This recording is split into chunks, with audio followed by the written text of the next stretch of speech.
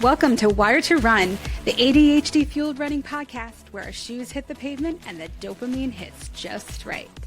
Today we're diving into a universal ADHD runner experience, how we somehow overprepare so much we end up totally underprepared.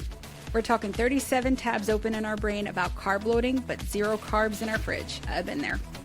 And we can unpack that beautiful disaster together. So lace up, lock in, and let's go the distance. Hey friends, and welcome to the first episode of Wired to Run. I'm your host Laura, and I've been a runner since 2010, with a few breaks here and there when life and ADHD had other plans. So a little background, I was diagnosed a little bit later in life as an adult. Running has been my favorite form of therapy, focus, and chaos management, if you will.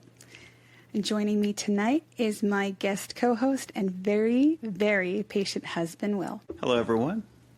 He is also a runner, and in my totally non-medical opinion, possibly, slightly, potentially undiagnosed ADHD, but we'll call that unofficially wired. Potentially? I'm good with that. Okay. The episode is basically my version of the dog ate my homework. But we don't have dogs. We've only had cats. Can cats eat homework? Yes, I guess they can. Okay, the cat ate my homework. October is ADHD Awareness Month. So I meant to launch this podcast weeks ago. But in classic ADHD style, I spent the last 2 months deep diving into every possible podcast detail and kind of over prepping myself right into being underprepared, which feels pretty on brand, at least for me. So here we are, and we're crossing the finish line on the very last day of ADHD Awareness Month. So as an ADHD runner, we can tend to hyper-focus on all the tiny details like the gear, spending hours making our playlists, hydration strategy spreadsheets, coordinating bib pickups, things like that. And I think we kind of neglect some of the more foundational stuff like nutrition and sleep. And socks, headphones, run-walk timers.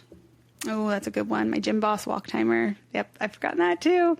On training runs, that's the worst, especially if it's a long one. Forgetting your Garmin charger. Yeah, that's a nightmare. So do you have any funny stories about forgetting something important?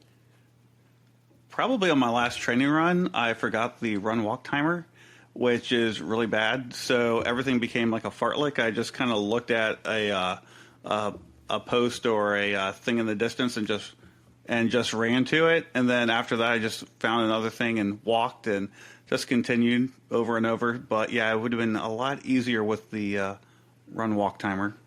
Makes sense. So I got kind of like a quick funny story for you.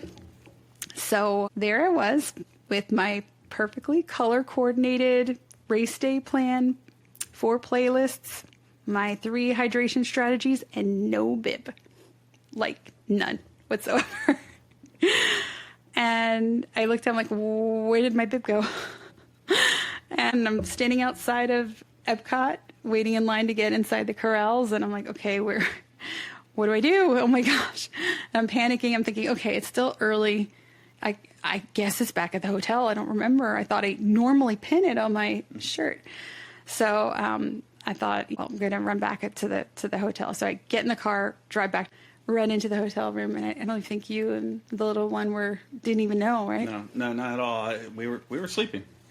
Yeah, so I ran in and grabbed it and ran back to the corral. I made it to the back of my corral, but still, it's like, really? You planned your playlist and your hydration strategy, and you had your spreadsheets all color coordinated. You forgot your bib, really? So it kind of goes hand in hand with today's episode of we're overly prepared, but that over preparation is causing us to be really unprepared as runners. I'm not sure if any of you out there have encountered that before. I know I have many times, just trying to be on top of things, and I end up being way under things. Well, it's all about that bib.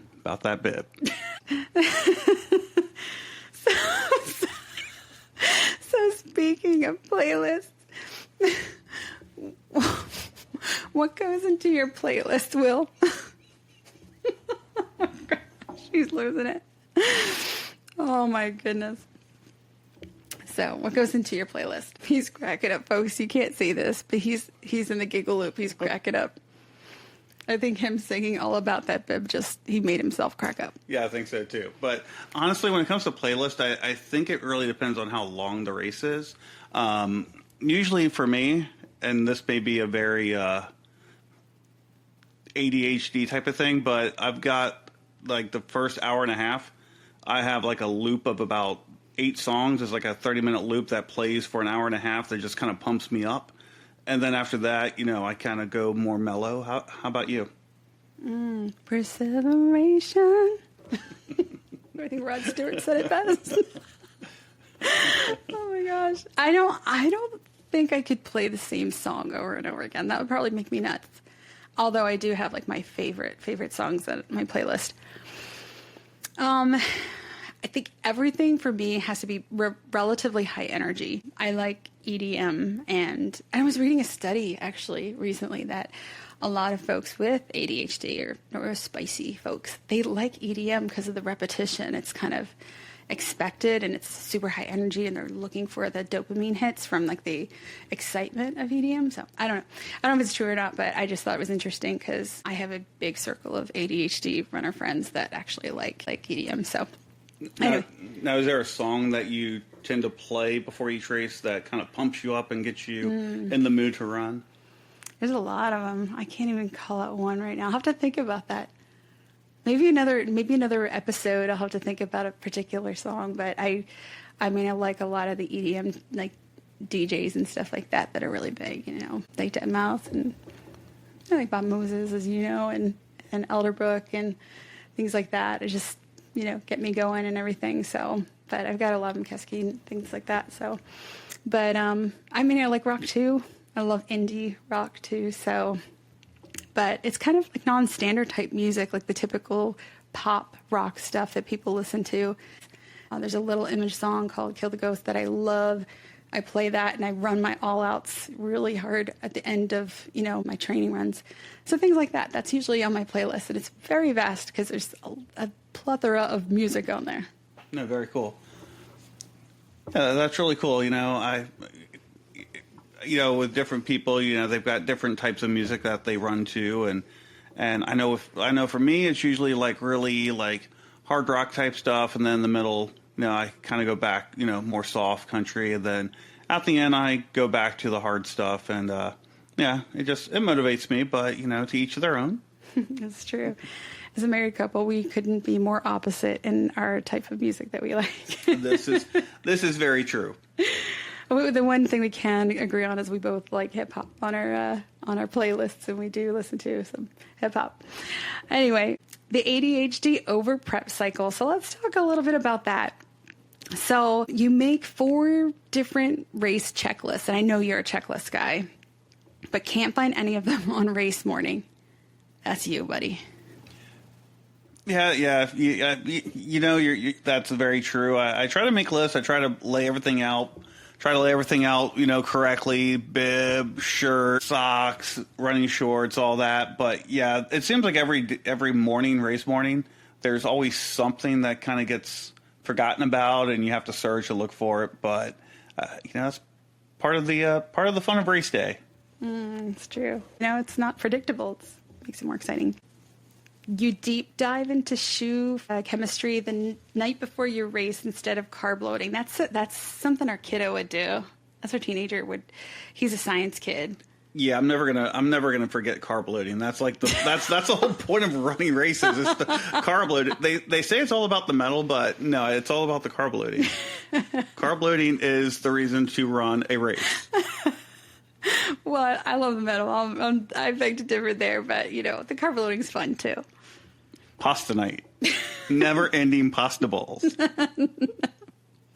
This training cycle for the marathon, I'm definitely eating a lot cleaner and healthier. I think 2025 marathon, I kind of took it as like, hey, I'm going to have pizza and pasta because I can, and because I'm running 23-mile long run the next day. And I felt really awful on my training runs, and I probably gained about 8 pounds during training season. So this year, I very, very careful. I think I was up like 2 pounds the entire training season just from making sure that I'm really like rigid about what I'm taking in, and making sure the weeks in between of long runs I'm eating really clean, really healthy, and, you know, balancing my macros and things like that. Making sure I'm putting whole healthy foods in. But definitely the chemistry of the shoe foam, that's our kid. He's a runner too. And he's a science kid. He's, ADHD too. And he loves, learning about like the carbon plated shoes. We watch a lot of the running channel on YouTube. We listen to their podcast, and they talk a lot about the carbon plated shoes and how fast some of these athletes are with those types of shoes. So he loves learning about the technology. Yeah, it's interesting like how much tech can go into a shoe, because prior to running, I just, a shoe is a shoe, but now, it ends up being like a 30-minute process to even find the right shoe. And then, it's kind of funny talking about shoes is once you find that right shoe, you hope and pray it doesn't go out of style or that they stop manufacturing that particular type of shoe. Yes, 1,000% on that one. I had dealt with plantar fasciitis, as you know, for like 18 months back in like 2021, 22, when I went back to running after the pandemic. And I was in so much pain wearing the wrong shoes. And they discontinued my favorite Asics Kayanos, the ones that I loved. They changed the model. I was in so much pain. And so I had to switch, and I went over to a new running shoe store, and they got me fitted for Hoka's, and the Hoka's are like walking on clouds. And I wear the Hoka Gaviatas. I think that I'm saying it right. And I have the Gaviota 5s that are like, I call them my angel shoes, because it's like they're just so perfect. They're like, I want to buy them all in every store and save them, because if they ever switch to a new model and they don't, feel right, I don't know what I'm going to do. I'm going to have to give up running. So how about hyperfixation on particular things getting out the door? Is there anything that you tend to like hyperfixate on? I know a lot of friends try to do like race day outfits. They coordinate with their friends with themed costumes for a lot of the Disney races. I haven't really gotten into that too much. A friend of mine has forgotten her safety pins for her bibs and sunscreen, but that's one thing I will not forget is sunscreen. Is there anything that you kind of like hyperfixate on?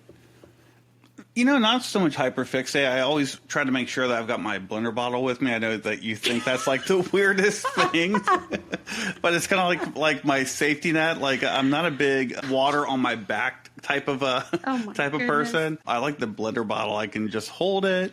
It's kind of like my security blanket. I don't think there's really anything other than that I hyper focus on. I know one thing that, as I just said, that there's not, and then it's like, oh, there's this one thing. It's weird, but it's like tying my shoes. I find myself like at the start of a race, like tying my shoes like 3 or 4 times just to try to get it tight enough, but not too tight, but not too loose. Okay. And I kind of just do that over and over again, and it finally gets to the point where it's like, I just got to pick. I just got to do it one more time and then just go. I get it. Sometimes it's a little too tight. Sometimes it's too loose. You don't want to feel like your ankle's moving in the shoe. I get that. I understand that. That makes sense. But I don't do costumes or anything. I kind of run in the same, shirt, shorts. But I do see you depending on the theme of the race, you like to at least have an outfit or a running, ensemble that kind of fits the theme, which is really cool. Yeah, we try to, like marathon. We tried to dress as like, different princesses. I was Cinderella, but it was just literally like a blue shirt and a sparkle skirt. But we don't really go all out. But I have to say, folks, this man, he is not kidding. He carries a huge like plastic blender bottle with him for a marathon. Like, I'm not knocking it, but I don't know how you do it. You just cradle it in your arm and you run that way for 26.2 miles because that's what you've always done. I'm like, check out hydration vests. Like, oh, you're missing out, or like even like the little fanny pack, little water bottle things. But oh man, we'll do training runs together. We run together, and he'll bring his plastic blender bottle. And how many ounces is that sucker? I think it's 22 or 24. So that's a lot to carry, but Good on you for it. Give me credit. It's very easy to refill. I can throw my liquid IV in it. It's very simple. Hey. I've tried doing the Nathan's water thing on the back, and she's got these ice cubes that are spheres. So it's kind of like what you would put in an old fashioned type of drink. So when I ran with it, I kind of felt the ice. The ice cubes like on my back, and I just felt like at the end of the race I was like either like black and blue on my back or You're black and blue. That's right. It just wasn't comfortable. But hitting you in the back.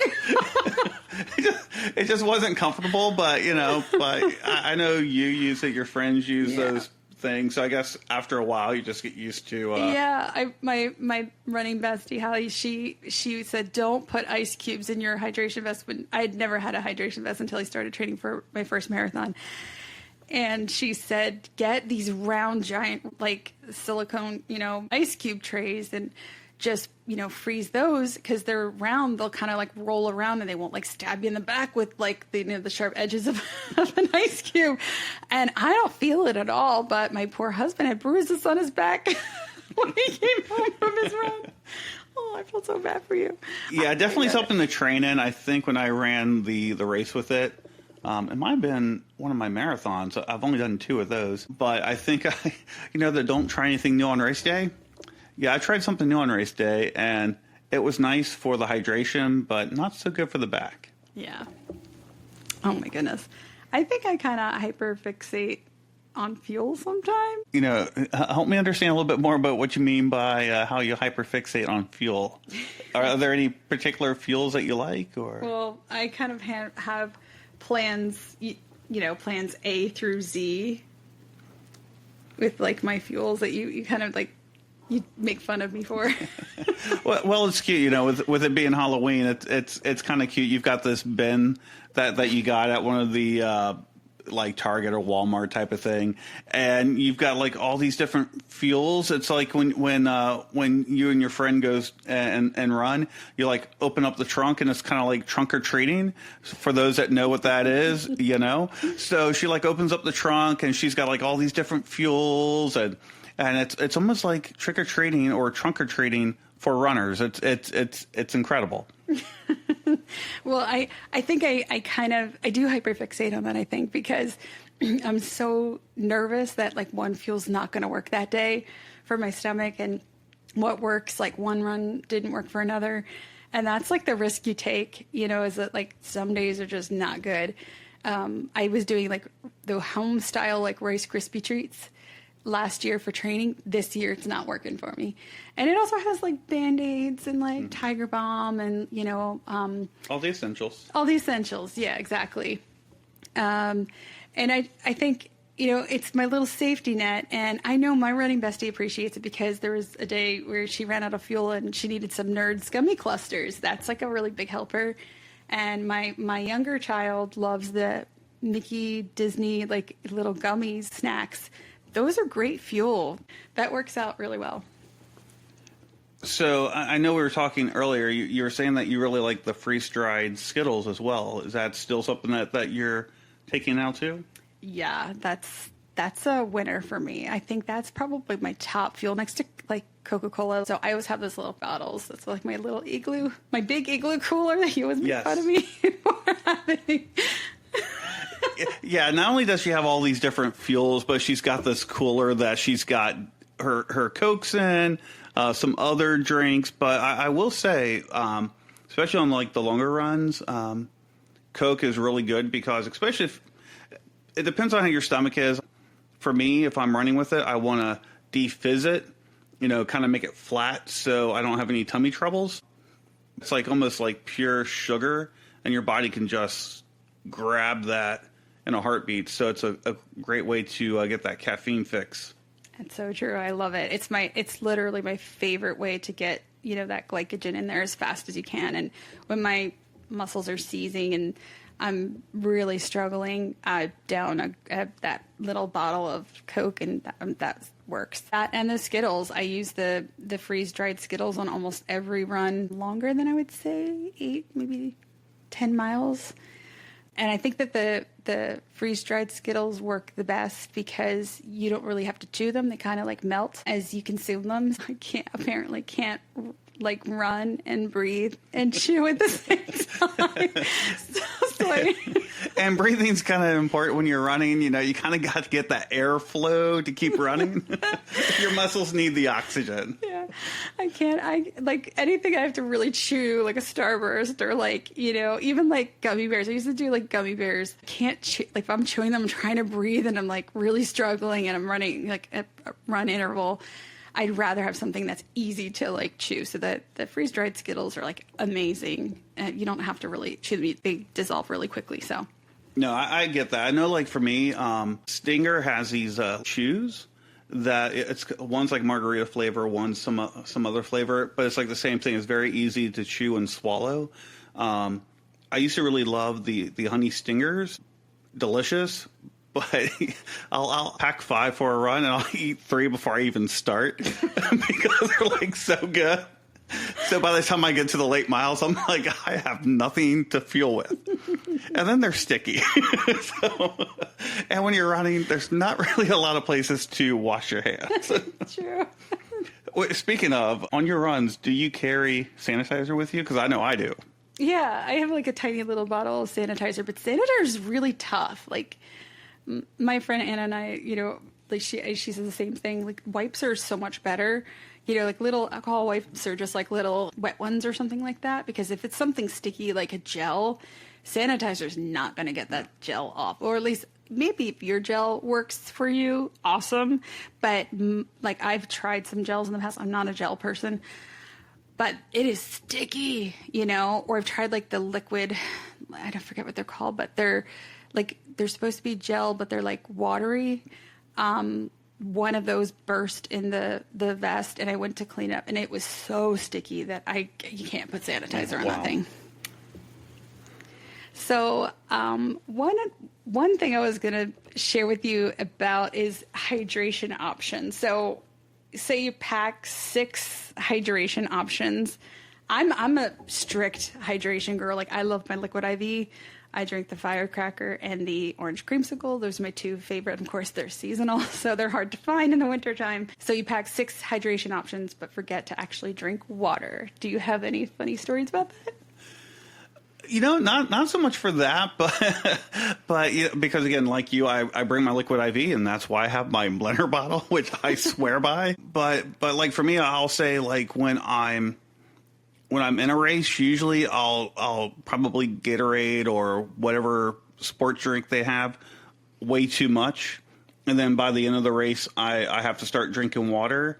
But on training runs, I usually run around like the neighborhood. And there has been a couple times on long runs where I've actually pulled out my phone and ordered a coffee at Dunkin' Donuts. And so it's like, I'll just, you know, pick up the coffee and then I'll drink it for like the next mile. Then, you know, I'll take off. That's actually really smart. My running bestie and I are usually doing the trails, and that's really, we're nowhere near something like, there is a Starbucks, like I'm sure down the road and stuff, but we never usually hit it. We pretty much stick to the trails. But it also helps with bathroom breaks too, because you're not looking for a tree and hoping that a bear's not there. So very true, very true. Well, I do have a little funny story. So it's not really, it's a bit like hydration, but hyper focused on whatever you're doing in the moment during a race or even a training run, where I brought 2 bladders with me for my hydration vest for the marathon. And I needed that because I was drinking a lot of liquid IV during my training runs. And I finished my entire bladder up until like mile 9, where we did the Disney marathon for my first marathon. And I finished it, and I saw my kiddo on Main Street and switched out the hydration bladder. And he handed me the bladder, and I gave him the empty one, and mostly empty one, and I had the liquid IV in my pocket of my hydration vest. Well, because I got so distracted on Main Street seeing the castle, and we saw our friends on Main Street, my running bestie and I, and we saw family and everything, I never put the liquid IV in the bladder, so I'm drinking straight up water, which makes me super nauseous. Like, you need the electrolytes. And even though it was pretty cold in January, we were, sweating. We were running pretty hard at that point. And I couldn't figure out why, like, I wasn't feeling so great. Like, the training runs, like, I didn't hit the wall till about, like, mile 17, 18. Never hit the wall before then in training. I hit the wall at 12. Like, we were in Magic Kingdom, and I was like, oh, this is not good. I'm not feeling well. And my muscles were kind of really tight. So I'm just eating my Uncrustables. I was eating, like, that, fueling with my Uncrustables, my peanut butter, strawberry ones. And I think I had like 2 because I was just like panicking, like I'm just going to down 2 of them. And I just felt even worse. And I didn't have the salt, from the liquid IV, the sodium I needed. And we're doing the loops in the parking lot of the TTC. And I'm just like, oh, I'm in a bad spot mentally. And it was just really hard because I'm like, okay, I've got still another half marathon to go to finish this marathon. It got to like mile 14, 15, I think. And my friend Stephanie calls me and she's like, how you doing? And I'm like, not good. And I was like, bawling my eyes out. I'm like, I hate this. I never want to do this again. If I say I'm going to sign up for another marathon, you tell me not to. You like smack me across the face. I don't know what you. And she's like, what's wrong? I mean, she's done Dopey, the 48.6 mile races, like multiple times. So, I know that she's a pro. She knows exactly what she's talking about. So she's like, okay, what's your hydration looking like? And I'm like, I'm drinking, I'm drinking my water. She's like, wait. She's like, you drink your water? I'm like, well, I said, well, I had 2 Uncrustables. And she's like, what? She had 2 Uncrustables and you're drinking water? I'm like, yeah. And she's like, stop stuffing your face. She's very blunt. I love her for it. She's the best. And she's like, I'm serious. Like, you need to stop eating Uncrustables. Get that liquid IV in your bladder right now. Like, stop. Like, she knew I was distracted by the whole thing. And then I spiraled in my panic. And she's like, just put the liquid IV in the bladder, shake it up, start drinking. And literally, I didn't eat anything else the rest of the race. No fuel whatsoever. And I just drank the liquid IV, and I felt a million times better because I needed the sodium. She knew exactly what she was talking about. So, yeah, that's what it is. It's like, you're so focused on, like, your hydration plans, but then it goes out the window. You over prepare so much that you end up being underprepared because you either get distracted, it's like squirrel, or you end up doing something else that you didn't anticipate. Well, in your defense, is also a Disney race, so it's very easy to get distracted during one of those races. Very true. Our ADHD brains kind of crave control in chaotic environments, so we kind of like plan obsessively, and the result sometimes is we're kind of like mentally fried, before a race even starts. And I think that I find myself that way. I think several of my friends feel that way. They've kind of shared that you get so paranoid that you're going to miss something that is going to destroy race day, whether it's a 5K, a 1 miler, a marathon, an ultra, an Ironman. There's so much that goes into that planning because that race day is so important to you. And, it would just devastate you if things fell apart. So that pressure that we put ourselves in, under, it's huge. And that's the stuff that sometimes derails us, is that just enormous pressure to go, okay, do I have everything? And you obsess over it so much. Like, what I started doing was taking pictures of my hydration, my fuel, what I need to pack, write out everything. Because sometimes you need, a mental visual checklist rather than an actual checklist. So that was kind of like one of the things I wanted to kind of chat about, was like, okay, how can we recalibrate? Like, set a stop planning time of day before the race. Like, okay, I'm going to stop planning at 2 p.m. I'm going to trust that I know exactly what I've got to do. I'm going to enjoy the rest of my day. I'm going to make sure I fuel by carb loading or whatever I need to eat and drink. I'm going to enjoy my family. I'm going to enjoy my friends. I'm going to watch TV, whatever you need to do to unwind. And I'm not going to plan obsessively, because that'll probably, take you off the rails. I like that. And I think especially for an experienced runner, you've done a race before. Again, whether it's a 5K, 10K, half, doesn't matter what the distance. A lot of the pre-planning is the same. So the more times you've done it, probably the less prepared or the less time you need to prepare Yeah, I like that idea, to have a time where you're just like, nope, I'm not going to worry about race day from here until the start. Yeah, I know it's easier said than done, especially for control freaks like me. I like to have all my ducks in a row, make sure that it's all done and ready to go. But, you have to kind of let loose of the reins a little bit and trust your training. Trust that you've got this. Going back to that visual cue instead of a checklist, laying everything out, your outfits, especially if you're doing a multiple day race, if you're doing kind of like a multiple day ultra, or you're traveling out of state for a race. You might be going, from, Michigan to, Texas for a fun run with your family. And you have to lay out all of your clothes. If you want to bring your Apple Watch along, or your sneakers or socks, if you want to bring a poncho in case it rains, lay all of that out and take a picture of it as you're training or whatever you're doing, just so you know exactly what you want to bring. Take pictures of the shoes that you want to bring, the socks, so that right before a race day, you've got the visual checklist, so that you go, okay, done. It's all laid out. I've got it all packed, and you don't have to worry about a thing. No, I like that, because it takes the pressure off of you. And again, I think sometimes we forget running is supposed to be fun. I know to non-running friends, it's like, you paid to do this. And it's like, running is fun. Part of the joy of running is overcoming obstacles. So I think, when we keep that in mind, there's very few things that we can forget to pack that we can't get on race day. It's an excellent reminder, keeping perspective. A lot of times people are doing races and they're overcoming something. There's something personal, something, you're dealing with in your family. And sometimes it's your way of kind of unplugging and just focusing on you and having your me time. Don't let anything steal that from you, including your own planning. I like that. Absolutely. Another option is to accept that being underprepared in some ways might actually make you more flexible and calm.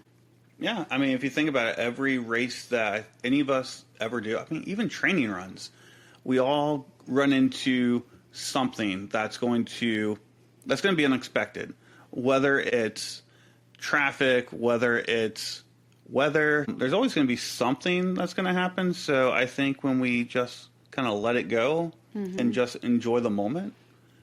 Like your wedding day. Yeah, pretty much. Absolutely. Yeah, they would always say that. I was like, okay, it could rain on your wedding day. You might forget something at home. Just enjoy it, that kind of thing. So treat it like that. Things might happen. You're still going to work to cross that finish line. Make it a new PR. This is the day that I finished a 10K wearing one running sock. That's my PR for this. For 10Ks wearing one running sock, this is my PR for that type of race. Or you're like me and you couldn't figure out why both pairs of socks were soaking wet. My water bottle leaked on both of them, and I'm sitting there in the parking lot holding my socks up in front of the heater of my car. I end up running with wet socks. But things happen. You have to make do. We have an episode coming up about being flexible when things go wrong in your run, and how you end up working things out and rolling with the punches. So, but I think hopefully these ideas help you, kind of keep things in perspective. I personally needed to hear this. Yeah, and I think so. Me too, because sometimes things happen and you think, oh, am I the only one that this happens to? And it's like, no, there's thousands of us that this happens to, and having a community where, we can actually talk and discuss these things, and no judgment. It's just fun. And again, running's supposed to be fun, and it's these things that we overcome that, that make the best stories. I love that. What's your story? It's definitely the theme of this year's races in Disney.